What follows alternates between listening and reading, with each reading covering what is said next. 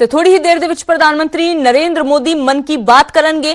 ਸਾਲ 2020 ਦੀ ਇਹ ਆਖਰੀ ਮਨ ਕੀ ਬਾਤ ਹੋਵੇਗੀ। ਜੀ ਹਾਂ, ਨਵੇਂ ਖੇਤੀ ਕਾਨੂੰਨਾਂ ਦੀ ਕਰ ਸਕਦੇ ਨੇ ਚਰਚਾ। ਇਸ ਮਨ ਕੀ ਬਾਤ ਵਿੱਚ कोरोना ते वैक्सीन ते भी गलबात कर सकते हैं प्रधानमंत्री। तो इस साल की आखिरी मन की बात है प्रधानमंत्री नरेंद्र मोदी दी, जो हुण तो कुछ ही पलों दे विच शुरू होवेगी। ते अपने इस संबोधन के दौरान प्रधानमंत्री खेती कानूनों का जिक्र कर सकते हैं। लगातार पिछले दिनों में प्रधानमंत्री के वलों जो संवाद किए गए ने वख-वख सूबियां दे, चाहे किसानां दे नाल गलबात की गई होवे, उस गलबात दे विच लगातार प्रधानमंत्री ने खेती कानूनों का जिक्र भी किया है। मेरे प्यारे देशवासियों, नमस्कार। आज 27 दिसंबर है। 4 दिन बाद ही 2021 की शुरुआत होने जा रही है। आज की मन की बात एक प्रकार से 2020 की आखिरी मन की बात है। अगली मन की बात 2021 में प्रारंभ होगी। साथियों, मेरे सामने आपकी लिखी ढेर सारी चिट्ठियां हैं। माईगॉव पर जो आप सुझाव भेजते हैं वो भी मेरे सामने हैं। कितने ही लोगों ने फोन करके अपनी बात बताई है। ज्यादातर संदेशों में बीते हुए वर्ष के अनुभव और 2021 से जुड़े संकल्प है। कोल्हापुर से अंजलि जी ने लिखा है कि नए साल पर हम दूसरों को बधाई देते हैं, शुभकामनाएं देते हैं। तो इस बार हम एक नया काम करें। क्यों न हम अपने देश को बधाई दें, देश को भी शुभकामनाएं दें। अंजलि जी, वाकई बहुत ही अच्छा विचार है। हमारा देश 2021 में सफलताओं के नए शिखर छुए, दुनिया में भारत की पहचान और सशक्त हो, इसकी कामना से बड़ा और क्या हो सकता है। साथियों, नमो ऐप पर मुंबई के अभिषेक जी ने एक मैसेज पोस्ट किया है। उन्होंने लिखा है कि 2020 ने जो दिखा दिया, जो सिखा दिया, वो कभी सोचा ही नहीं था। कोरोना से जुड़ी तमाम बातें उन्होंने लिखी हैं। इन चिट्ठियों में, इन संदेशों में मुझे एक बात जो कॉमन नजर आ रही है, खास नजर आ रही है, वो मैं आज आपसे शेयर करना चाहूंगा। अधिकतर पत्रों में लोगों ने देश के सामर्थ्य, देशवासियों की सामूहिक शक्ति की भरपूर प्रशंसा की है। जब जनता कर्फ्यू जैसा अभिनव प्रयोग पूरे विश्व के लिए प्रेरणा बना, जब ताली थाली बजाकर देश ने हमारे कोरोना वॉरियर्स का सम्मान किया था, एकजुटता दिखाई थी, उसे भी कई लोगों ने याद किया है। साथियों, देश के सामान्य से सामान्य मानवी ने इस बदलाव को महसूस किया है। मैंने देश में आशा का एक अद्भुत प्रभाव भी देखा है। चुनौतियां खूब आई, संकट भी अनेक आए।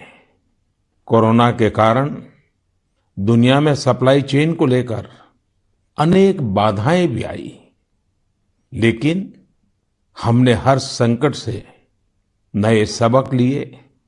देश का नया सामर्थ्य भी पैदा हुआ। अगर शब्दों में कहना है तो इस सामर्थ्य का नाम है आत्मनिर्भरता। साथियों, दिल्ली में रहने वाले अभिनव बैनर्जी ने अपना जो अनुभव मुझे लिखकर भेजा है वो भी बहुत दिलचस्प है।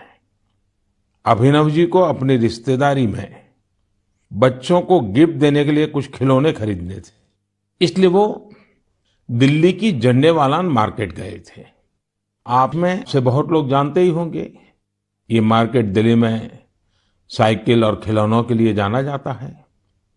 पहले वहां महंगे खिलौना का मतलब भी इंपोर्टेड खिलौने होता था और सस्ते खिलौने भी बाहर से आते थे।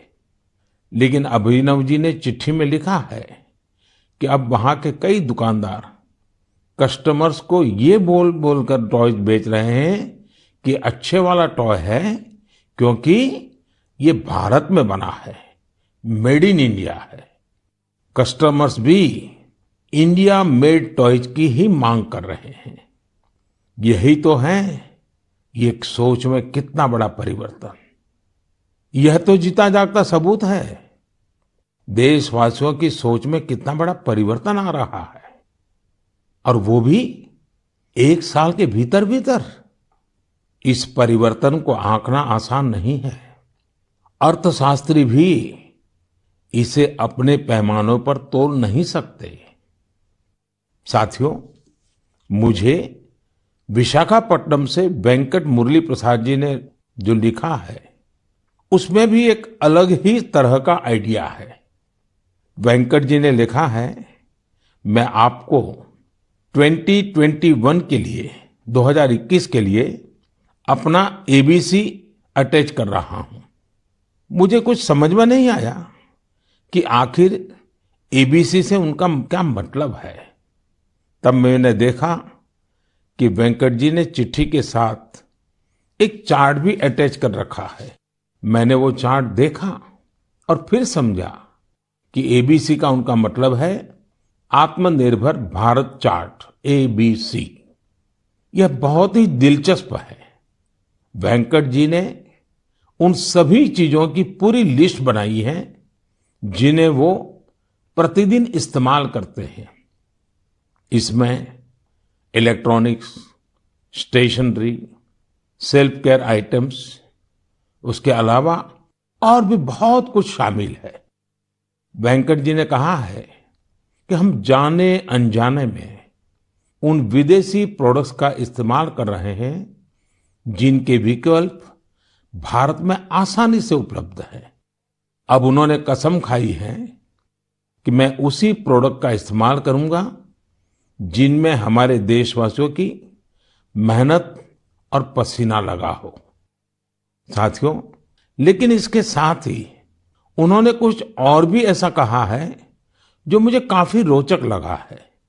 उन्होंने लिखा है कि हम आत्मनिर्भर भारत का समर्थन कर रहे हैं, लेकिन हमारे मैन्युफैक्चरर्स, उनके लिए भी साफ संदेश होना चाहिए कि वे प्रोडक्ट्स की क्वालिटी से कोई समझौता ना करें। बात तो सही है। जीरो इफेक्ट, जीरो डिफेक्ट की सोच के साथ काम करने का यह उचित समय है। मैं देश के मैन्युफैक्चरर्स और इंडस्ट्री लीडर्स से आग्रह करता हूं, देश के लोगों ने मजबूत कदम उठाया है, मजबूत कदम आगे बढ़ाया है। वोकल फॉर लोकल ये आज घर घर में गूंज रहा है। ऐसे में अब यह सुनिश्चित करने का समय है कि हमारे प्रोडक्ट्स विश्व स्तरीय हो। जो भी ग्लोबल बेस्ट हैं वो हम भारत में बनाकर दिखाएं। इसके लिए हमारे उद्यमी साथियों को आगे आना है, स्टार्टअप्स को भी आगे आना है। एक बार फिर मैं वेंकट जी को उनके बेहतरीन प्रयास के लिए बधाई देता हूं। साथियों, हमें इस भावना को बनाए रखना है, बचाए रखना है और बढ़ाते ही रहना है। मैंने पहले भी कहा है और फिर मैं देशवासियों से आग्रह करूंगा, आप भी एक सूची बनाएं। दिन भर हम जो चीजें काम में लेते हैं उन सभी चीजों की विवेचना करें और ये देखें कि अनजाने में कौन सी विदेश में बनी चीजों ने हमारे जीवन में प्रवेश कर लिया है, एक प्रकार से हमें बंदी बना दिया है। इनके भारत में बने विकल्पों का पता करें और ये भी तय करें कि आगे से भारत में बने, भारत के लोगों के मेहनत से, पसीने से बने उत्पादों का हम इस्तेमाल करें। आप हर साल न्यू ईयर रिजोल्यूशन लेते हैं। इस बार एक रिजोल्यूशन अपने देश के लिए भी जरूर लेना है। मेरे प्यारे देशवासियों, हमारे देश में आतताइयों से, अत्याचारियों से देश की हजारों साल पुरानी संस्कृति, सभ्यता, हमारे रीति रिवाज को बचाने के लिए कितने बड़े बलिदान दिए गए हैं। आज उन्हें याद करने का भी दिन है। आज के ही दिन गुरु गोविंद सिंह जी के पुत्रों साहिबजादे जोरावर सिंह और फतेह सिंह को दीवार में जिंदा चुनवा दिया गया था। अत्याचारी चाहते थे कि साहिबजादे अपनी आस्था छोड़ दे, महान गुरु परंपरा की सीख छोड़ दे, लेकिन हमारे साहिबजादों ने इतनी कम उम्र में भी गजब का साहस दिखाया, इच्छा शक्ति दिखाई। दीवार में चुने जाते समय पत्थर लगते रहे, दीवार ऊंची होती रही, मौत सामने मंडरा रही थी, लेकिन फिर भी वो टस से मस नहीं हुए। आज ही के दिन गुरु गोविंद सिंह जी की माता जी, माता गुजरी ने भी शहादत दी थी। करीब एक सप्ताह पहले श्री गुरु तेग बहादुर जी की भी शहादत का दिन था।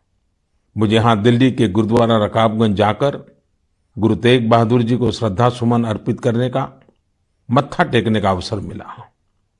इसी महीने श्री गुरु गोविंद सिंह जी से प्रेरित अनेक लोग जमीन पर सोते हैं। लोग श्री गुरु गोविंद सिंह जी के परिवार के लोगों के द्वारा दी गई शहादत को बड़ी भावपूर्ण अवस्था में याद करते हैं। इस शहादत ने संपूर्ण मानवता को, देश को नई सीख दी। इस शहादत ने हमारी सभ्यता को सुरक्षित रखने का महान कार्य किया। हम सब इस शहादत के कर्जदार हैं। एक बार फिर मैं श्री गुरु तेग बहादुर जी, माता गुजरी जी, गुरु गोविंद सिंह जी और चारों साहिबजादों की शहादत को नमन करता हूं। ऐसे ही अनेकों शहादतों ने भारत के आज के स्वरूप को बचाए रखा है, बनाए रखा है। मेरे प्यारे देशवासियों, अब मैं एक ऐसी बात बताने जा रहा हूं जिससे आपको आनंद भी आएगा और गर्व भी होगा।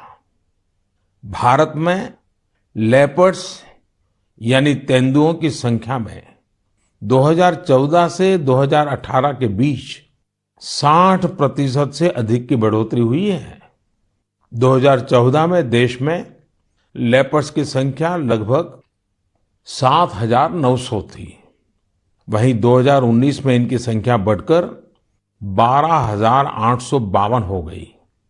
ये वही लेपर्ड्स हैं जिनके बारे में जिम कॉर्बेट ने कहा था, जिन लोगों ने लेपर्ड्स को प्रकृति में स्वच्छंद रूप से घूमते नहीं देखा, वो उसकी खूबसूरती की कल्पना ही नहीं कर सकते। उसके रंगों की सुंदरता और उसकी चाल की मोहकता का अंदाज नहीं लगा सकते। देश के अधिकतर राज्यों में, विशेषकर मध्य भारत में, तेंदुओं की संख्या बढ़ी है। तेंदुए की सबसे अधिक आबादी वाले राज्यों में मध्य प्रदेश, कर्नाटका और महाराष्ट्र सबसे ऊपर है। यह एक बड़ी उपलब्धि है। तेंदुए पूरी दुनिया में वर्षों से खतरों का सामना करते आ रहे हैं। दुनिया भर में उनके हैबिटेट को नुकसान हुआ है। ऐसे समय में भारत ने तेंदुए की आबादी में लगातार बढ़ोतरी कर पूरे विश्व को एक रास्ता दिखाया है। आपको इन बातों की भी जानकारी होगी कि पिछले कुछ सालों में भारत में शेरों की आबादी बढ़ी है, बाघों की संख्या में भी वृद्धि हुई है, साथ ही भारतीय वन क्षेत्र में भी इजाफा हुआ है। इसकी वजह ये है कि सरकारी नहीं बल्कि बहुत से लोग, सिविल सोसाइटी, कई संस्थाएं भी हमारे पेड़ पौधों और वन्य जीवों के संरक्षण में जुटी हुई हैं। वे सब बधाई के पात्र हैं। साथियों, मैंने तमिलनाडु के कोयम्बटूर में एक हृदयस्पर्शी प्रयास के बारे में पढ़ा। आपने भी सोशल मीडिया पर इसके विजुअल्स देखे होंगे। हम सब ने इंसानों वाली व्हीलचेयर देखी है, लेकिन कोयम्बटूर की एक बेटी गायत्री ने अपने पिताजी के साथ एक पीड़ित डॉग के लिए व्हीलचेयर बना दी।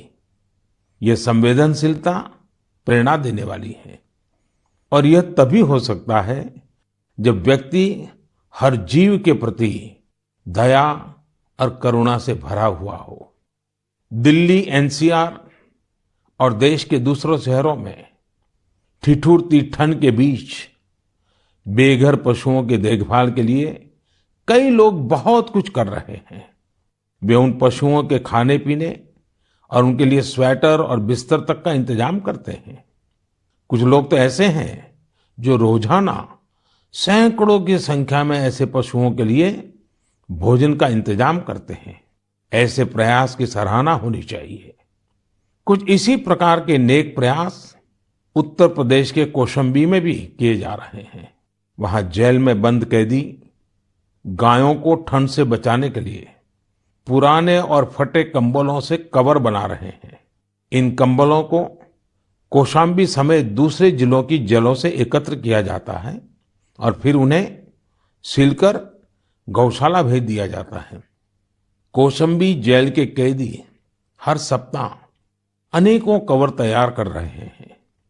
आइए दूसरों की देखभाल के लिए सेवा भाव से भरे इस प्रकार के प्रयासों को प्रोत्साहित करें। यह वास्तव में एक ऐसा सत्कार्य है जो समाज की संवेदनाओं को सशक्त करता है। मेरे प्यारे देशवासियों, अब जो पत्र मेरे सामने है उसमें दो बड़े फोटो है। ये फोटो एक मंदिर के हैं और बिफोर और आफ्टर के हैं। इन फोटो के साथ जो पत्र है उसमें युवाओं की एक ऐसी टीम के बारे में बताया गया है जो खुद को युवा ब्रिगेड कहती है। दरअसल इस युवा ब्रिगेड ने कर्नाटका में श्रीरंगपट्टनम के पास स्थित वीरभद्र स्वामी नाम के एक प्राचीन शिव मंदिर का कायाकल्प कर दिया। मंदिर में हर तरफ घास फूस और झाड़ियां भरी हुई थी, इतनी कि राहगीर भी नहीं बता सकते थे कि यहां एक मंदिर है। एक दिन कुछ पर्यटकों ने इस भूले बिसरे मंदिर का एक वीडियो सोशल मीडिया पर पोस्ट कर दिया। युवा ब्रिगेड ने जब इस वीडियो को सोशल मीडिया पर देखा तो उनसे रहा नहीं गया और फिर इस टीम ने मिलजुल कर इसका जीर्णोद्धार करने का फैसला किया। उन्होंने मंदिर परिसर में उगाई कंटीली झाड़ियां, घास और पौधों को हटाया। जहां मरम्मत और निर्माण की आवश्यकता थी वो किया। उनके अच्छे काम को देखते हुए स्थानीय लोगों ने भी मदद के हाथ बढ़ाए। किसी ने सीमेंट दिया तो किसी ने पेंट। ऐसी कई और चीजों के साथ लोगों ने अपना अपना योगदान किया। ये सभी युवा कई अलग तरह के प्रोफेशन से जुड़े हैं। ऐसे में उन्होंने वीकेंड्स के दौरान समय निकाला और मंदिर के लिए कार्य किया। युवाओं ने मंदिर में दरवाजा लगवाने के साथ साथ बिजली का कनेक्शन भी लगवाया। इस प्रकार उन्होंने मंदिर के पुराने वैभव को फिर से स्थापित करने का काम किया। जुनून और दृढ़ निश्चय ऐसी दो चीजें हैं जिनसे लोग हर लक्ष्य प्राप्त कर सकते हैं। जब मैं भारत के युवाओं को देखता हूं तो खुद को आनंदित और आश्वस्त महसूस करता हूं। आनंदित और आश्वस्त इसलिए क्योंकि मेरे देश के युवाओं में कैन डू की अप्रोच है और विल डू की स्पिरिट है। उनके लिए कोई भी चुनौती बड़ी नहीं है, कुछ भी उनकी पहुंच से दूर नहीं है। मैंने तमिलनाडु की एक टीचर के बारे में पढ़ा।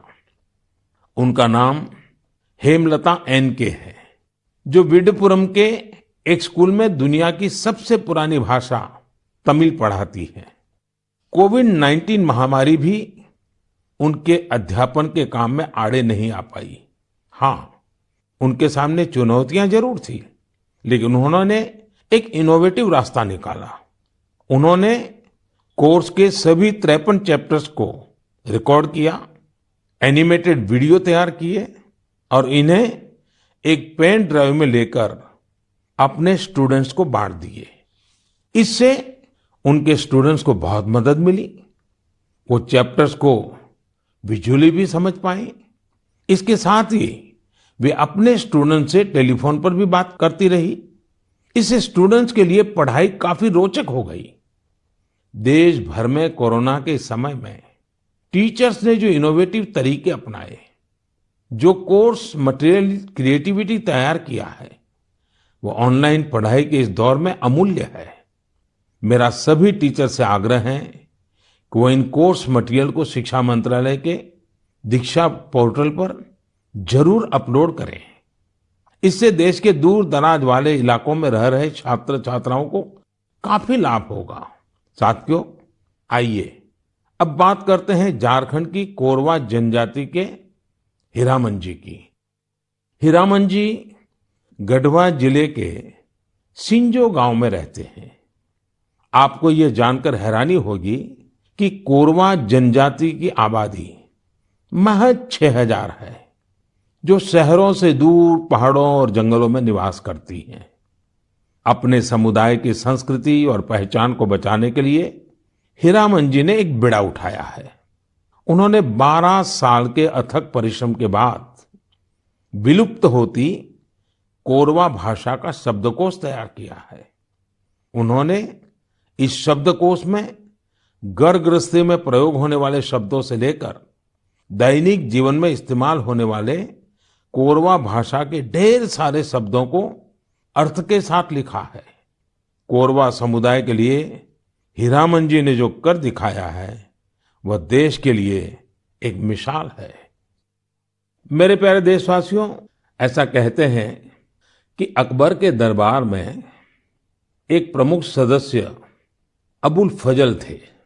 उन्होंने एक बार कश्मीर की यात्रा के बाद कहा था कि कश्मीर में एक ऐसा नजारा है जिसे देखकर चिड़चिड़े और गुस्से लोग भी खुशी से झूम उठेंगे।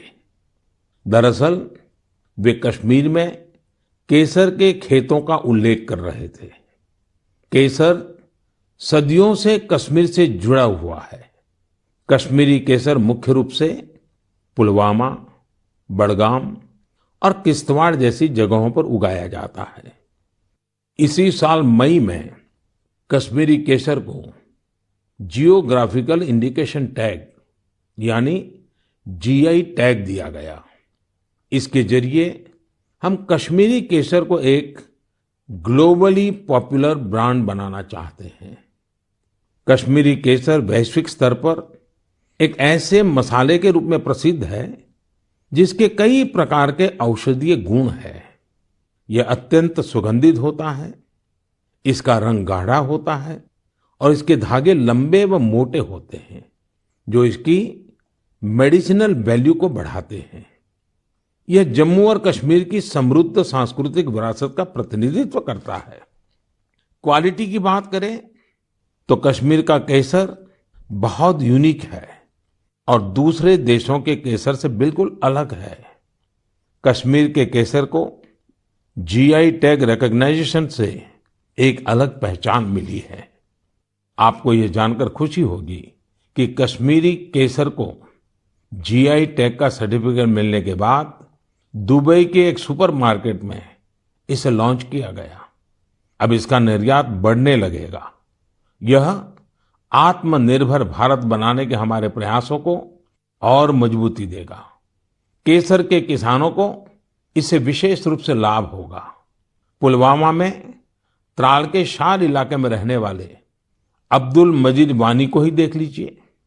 वह अपने जीआई टैग्ड केसर को नेशनल सैफ्रॉन मिशन की मदद से पंपोर के ट्रेडिंग सेंटर में ई ट्रेडिंग के जरिए बेच रहे हैं। इसके जैसे कई लोग कश्मीर में यह काम कर रहे हैं। अगली बार जब आप केसर को खरीदने का मन बनाएं तो कश्मीर का ही केसर खरीदने की सोचें। कश्मीरी लोगों की गर्मजोशी ऐसी है कि वहां के केसर का स्वाद ही अलग होता है। मेरे प्यारे देशवासियों, अभी 2 दिन पहले ही गीता जयंती थी। गीता हमें हमारे जीवन के हर संदर्भ में प्रेरणा देती है। लेकिन क्या आपने कभी सोचा है गीता इतनी अद्भुत ग्रंथ क्यों है? वो इसलिए क्योंकि ये स्वयं भगवान श्री कृष्ण की ही वाणी है। लेकिन गीता की विशिष्टता ये भी है कि ये जानने की जिज्ञासा से शुरू होती है, प्रश्न से शुरू होती है। अर्जुन ने भगवान से प्रश्न किया, जिज्ञासा की, तभी तो गीता का ज्ञान संसार को मिला। गीता की ही तरह हमारी संस्कृति में जितना भी ज्ञान है सब जिज्ञासा से ही शुरू होता है। वेदांत का तो पहला मंत्र ही है अथातो ब्रह्म जिज्ञासा, अर्थात आओ हम ब्रह्म की जिज्ञासा करें। इसलिए तो हमारे यहाँ ब्रह्म के भी अन्वेषण की बात कही जाती है। जिज्ञासा की ताकत ही ऐसी है। जिज्ञासा आपको लगातार नए के लिए प्रेरित करती है। बचपन में हम इसलिए तो सीखते हैं क्योंकि हमारे अंदर जिज्ञासा होती है। यानी जब तक जिज्ञासा है तब तक जीवन है। जब तक जिज्ञासा है तब तक नया सीखने का क्रम जारी है। इसमें कोई उम्र, कोई परिस्थिति मायने ही नहीं रखती। जिज्ञासा की ऐसी ही ऊर्जा का एक उदाहरण मुझे पता चला तमिलनाडु के बुजुर्ग श्री टी श्रीनिवासाचार्य स्वामी जी के बारे में। श्री टी श्रीनिवासाचार्य स्वामी जी 92 साल के हैं, 92 इयर्स। वो इस उम्र में भी कंप्यूटर पर अपनी किताब लिख रहे हैं, वो भी खुद ही टाइप करके। आप सोच रहे होंगे कि किताब लिखना तो ठीक है, लेकिन श्रीनिवासाचार्य जी के समय पर तो कंप्यूटर रहा ही नहीं होगा। फिर उन्होंने कंप्यूटर कब सीखा? ये बात सही है कि उनके कॉलेज के समय में कंप्यूटर नहीं था, लेकिन उनके मन में जिज्ञासा और आत्मविश्वास अभी भी उतना ही है जितना अपनी युवावस्था में था। दरअसल श्रीनिवासाचार्य स्वामी जी संस्कृत और तमिल के विद्वान हैं। वो अब तक करीब 16 आध्यात्मिक ग्रंथ भी लिख चुके हैं। लेकिन कंप्यूटर आने के बाद उन्हें जब लगा कि अब तो किताब लिखने और प्रिंट होने का तरीका बदल गया है, तो उन्होंने 86 साल की उम्र में, 86 की उम्र में कंप्यूटर सीखा, अपने लिए जरूरी सॉफ्टवेयर सीखे। अब वो अपनी किताब पूरी कर रहे हैं। साथियों, श्री टी श्रीनिवासाचार्य स्वामी जी का जीवन इस बात का प्रत्यक्ष प्रमाण है कि जीवन तब तक ऊर्जा से भरा रहता है जब तक जीवन में जिज्ञासा नहीं मरती है, सीखने की चाह नहीं मरती है। इसलिए हमें कभी ये नहीं सोचना चाहिए कि हम पिछड़ गए, हम चूक गए, काश हम भी ये सीख लेते। हमें ये भी नहीं सोचना चाहिए कि हम नहीं सीख सकते या आगे नहीं बढ़ सकते। मेरे प्यारे देशवासियों, अभी हम जिज्ञासा से कुछ नया सीखने और करने की बात कर रहे थे। नए साल पर नए संकल्पों की भी बात कर रहे थे।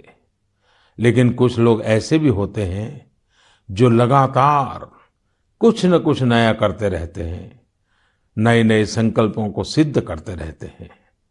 आपने भी अपने जीवन में महसूस किया होगा, जब हम समाज के लिए कुछ करते हैं तो बहुत कुछ करने की ऊर्जा समाज हमें खुद ही देता है।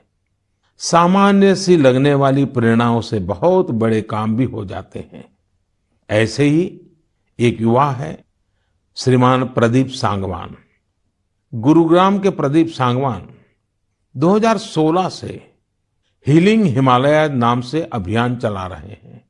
वो अपनी टीम और वॉलंटियर्स के साथ हिमालय के अलग अलग इलाकों में जाते हैं और जो प्लास्टिक कचरा टूरिस्ट वहां छोड़कर आते हैं वो साफ करते हैं। प्रदीप जी अब तक हिमालय की अलग अलग टूरिस्ट लोकेशन से टनों प्लास्टिक साफ कर चुके हैं।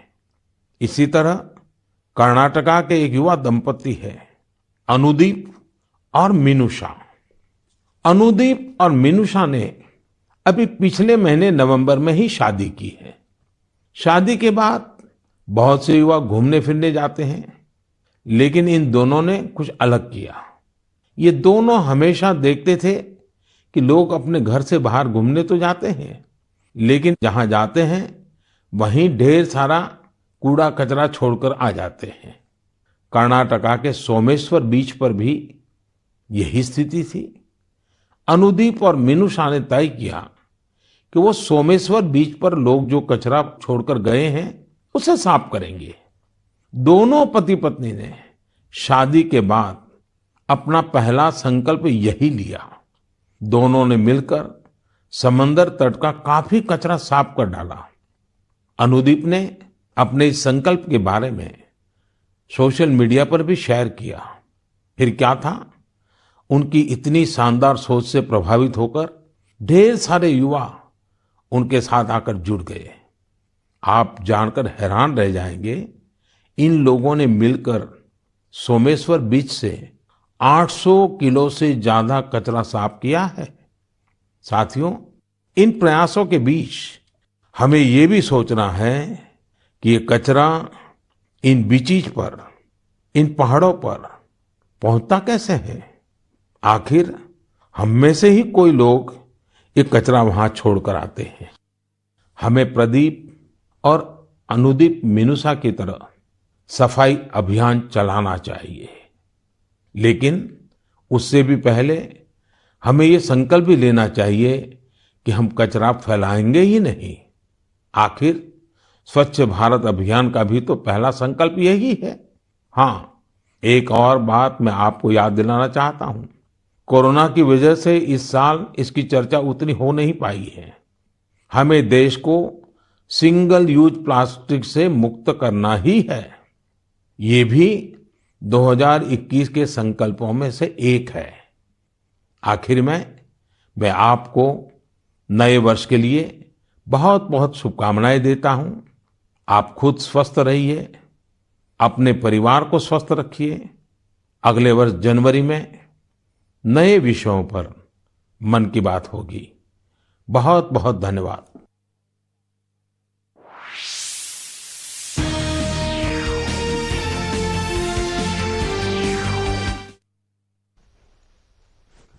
तो प्रधानमंत्री ਦੇ ਵੱਲੋਂ ਸਾਲ ਦੀ ਆਖਰੀ ਮਨ ਕੀ ਬਾਤ ਕੀਤੀ ਗਈ ਤੇ ਇਸ ਦੌਰਾਨ ਪ੍ਰਧਾਨਮੰਤਰੀ ਨੇ ਵੱਖ-ਵੱਖ ਵਿਸ਼ਿਆਂ ਤੇ ਗੱਲ ਕੀਤੀ, ਪਰ ਕਿਸਾਨਾਂ ਦਾ ਤੇ ਖੇਤੀ ਕਾਨੂੰਨਾਂ ਦਾ ਕੋਈ ਜ਼ਿਕਰ ਇਸ ਦੌਰਾਨ ਨਹੀਂ ਕੀਤਾ ਗਿਆ।